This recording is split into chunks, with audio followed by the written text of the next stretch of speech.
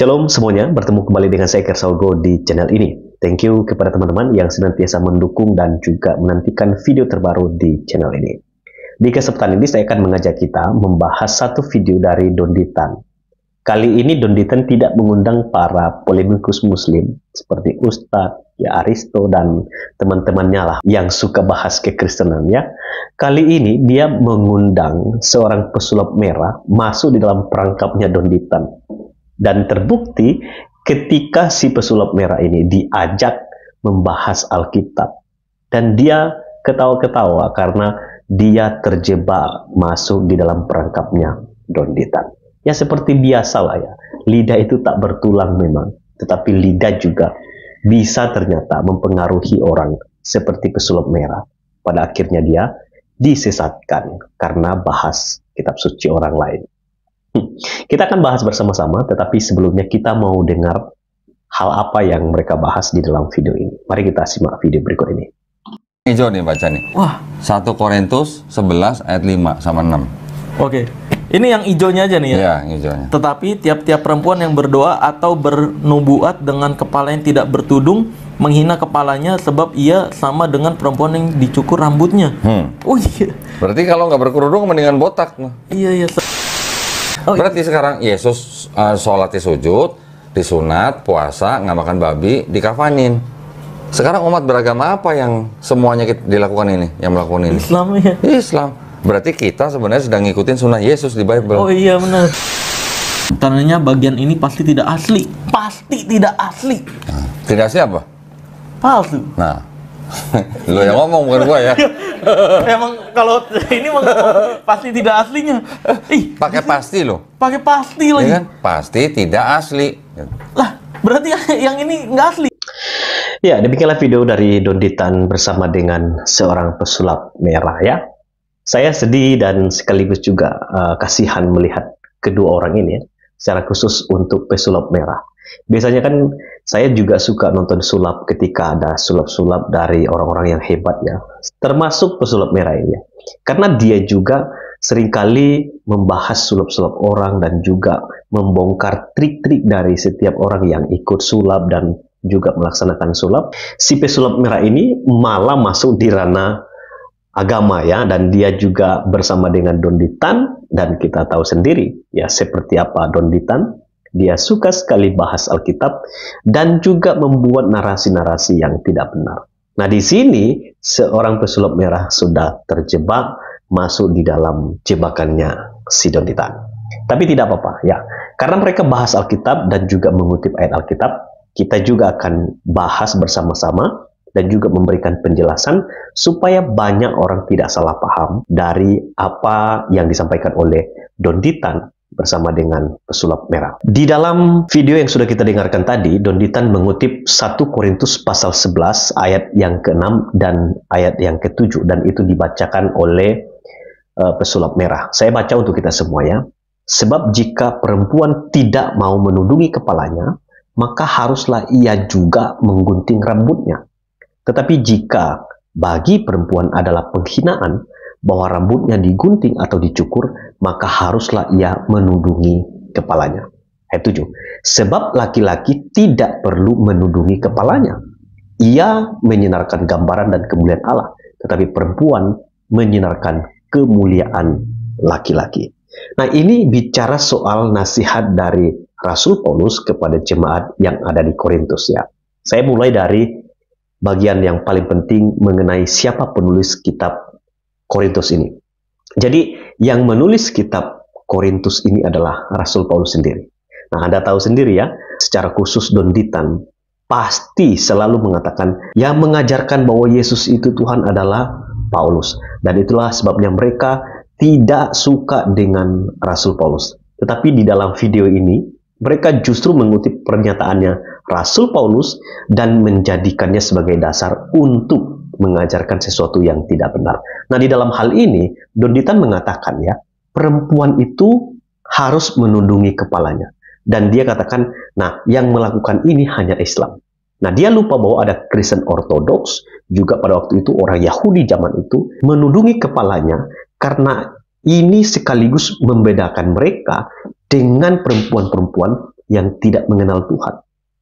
Nah, ini lebih kepada identitas, tetapi juga sekaligus mereka menjaga diri mereka sebagai perempuan, harus menjaga diri dengan beribadah, dengan sopan, dan juga tidak seperti para perempuan-perempuan yang tidak benar, yang kalau kita baca kitab Korintus itu banyak sekali penyembahan-penyembahan berhala dan juga perempuan-perempuan yang tidak beres. Nah, itulah sebabnya Rasul Paulus mengingatkan para perempuan, kalau engkau berdoa, kalau engkau beribadah kepada Tuhan, engkau harus menundungi kepalamu. Tidak hanya untuk menunjukkan identitasmu, tetapi ini lebih kepada kesopanan, ketaatan pada waktu menghadap Allah. Nah, supaya lebih jelas, kenapa Paulus sampai bicara seperti itu kepada perempuan-perempuan yang percaya kepada Yesus? Karena ternyata ada banyak masalah yang terjadi di jemaat Korintus. Misalnya, ada perpecahan di dalam jemaat atau antara jemaat. Lalu ada juga percabulan yang merajalela di Korintus itu. Nah, Anda bisa baca di dalam 1 Korintus pasal 6 ya, dan seterusnya. Dan itulah sebabnya Paulus menasihati mereka, orang-orang yang hidup dalam percabulan, bahwa mereka itu harus sadar dan bertobat. Dan orang Kristen di situ juga harus berbeda dari orang-orang yang tidak mengenal Allah. Lalu masalah di Korintus juga ada perbandingan antara hikmat Allah dan hikmat manusia. Masalah selanjutnya ada perselisihan, ada juga yang membedakan dari golongan Paulus, dari golongan Apolos, ya. Dan itu persoalan-persoalannya sangat kompleks, ya. Ada juga kesombongan-kesombongan di dalam diri jemaat. Lalu jemaat Korintus juga dikenal karena penyembahan kepada dewi-dewi, ya. Ada dewi kesuburan dan ada penyembahan-penyembahan berhala yang tidak sesuai dengan kehendak Tuhan. Lalu jemaat Korintus juga sebagai gambaran jemaat yang tersesat, ya. Dan masalahnya kompleks. Lalu Korintus juga dikenal karena dosa percabulan, penyembahan berhala, orang berzina, banci, dan banyak dosa-dosa yang terdapat di dalam jemaat Korintus. Nah, sebetulnya ada banyak ya dosanya, tapi saya tidak akan baca semua. Dan itulah yang melatar belakangi sehingga jemaat Korintus ini itu dikenal dengan problem yang sangat kompleks. Jadi ada alasan yang sangat kuat yang disampaikan oleh Paulus ketika menasihati perempuan, supaya mereka kalau berdoa, beribadah kepada Allah, mereka harus menundungi kepala mereka. Tetapi itu bukan kerudung loh, ya.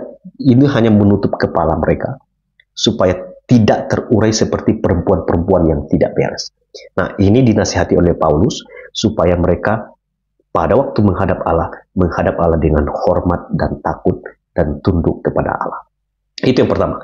Kemudian Donditan juga mengatakan bahwa pada waktu Yesus datang ke dalam dunia, Yesus itu berpuasa, dia juga disunat, dia tidak makan babi, dia juga dikafanin. Dia mengatakan, siapa yang melakukan ini? Lalu dijawab oleh si pesulap merah, Islam. Berarti Islam yang mengikuti sunnah dari Yesus. Memang lucu sekali kedua orang ini, ya.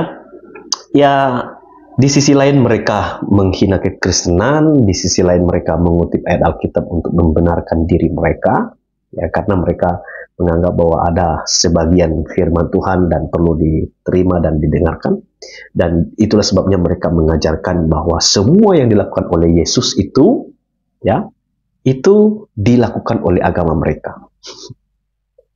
Nah, kenapa Yesus melakukan itu, teman-teman? Yesus itu adalah keturunan Yahudi. Dan dia harus hidup sebagaimana orang Yahudi pada umumnya. Pada waktu dia lahir, dia diserahkan. Pada waktu dia disunat, lalu dia juga melakukan semua tradisi-tradisi Yahudi. Seperti membaca, belajar hukum Taurat. Dan juga berdoa, berpuasa, dan juga melakukan segala ketentuan-ketentuan di dalam tradisi Yahudi. Dan Yesus melakukan itu karena dia lahir dari keturunan Yahudi. Dan itu tidak jadi masalah. Tetapi tujuan Yesus itu bukan itu. Yesus datang ke dalam dunia supaya menebus manusia yang berdosa. Karena manusia itu sudah jatuh dalam dosa. Dan upah dosa itu adalah maut. Karena itu manusia perlu juru selamat. Itulah sebabnya Yesus datang dalam inkarnasi. Dia menjadi manusia. Dan dia menyerahkan dirinya untuk pengampunan dosa. Dan itu jelas di dalam Alkitab. Jadi kalau Yesus mengikuti semua tradisi, ya iya, karena dia adalah keturunan Yahudi. Tetapi misalnya sekarang soal sunat ya, sunat itu baik nggak? Baik sekali. Tetapi sunat itu menjamin keselamatan nggak? Tidak. Karena ada banyak juga orang yang disunat, marah mereka mengkhianati Tuhan, maka atau hidup tidak benar di hadapan Tuhan. Jadi sunat itu hanya tanda. Kalau Anda disunat, ya baik sekali untuk kesehatan. Tapi kalau tidak disunat, jangan merasa karena Anda disunat dan Anda lebih layak di hadapan Tuhan. No. Iman kepada Tuhan itu menjadikan Anda sebagai orang Kristen yang taat, takut akan Tuhan. Jadi Yesus Kristus melakukan semua itu karena dia adalah keturunan Yahudi. Donditan, itulah kelemahan Anda karena tidak mengerti Alkitab secara keseluruhan. Sehingga Anda hanya mencomot-comot dan mencocokkan dengan apa yang Anda percayai. Itu kesalahan besar. Saya harap si pesulap merah cepat-cepat sadar ya, jangan ikut Donditan. Itu saja, Tuhan memberkati kita semua. Shalom.